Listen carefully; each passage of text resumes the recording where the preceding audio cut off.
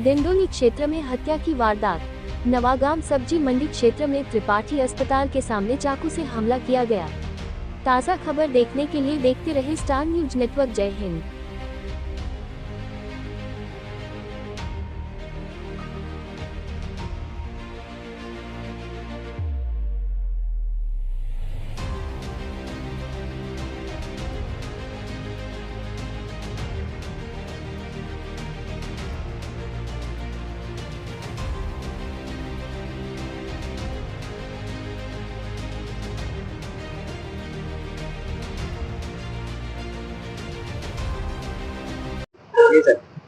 સુરત શહેરના Dindoli police station વિસ્તારમાં ત્રિપાઠી હોસ્પિટલની સામે અંબિકા સોસાયટી છે.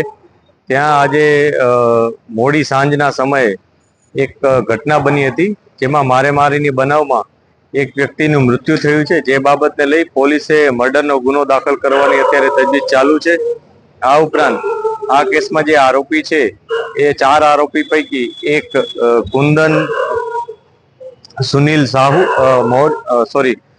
કુંદન સુનિલ ચૌધરી અને છોટુ ઉર્ફે રાજા સાહુ, આ બેને ડિટેન કર્યા છે અને વધુ પૂછપરછ ચાલુ છે અત્યારે.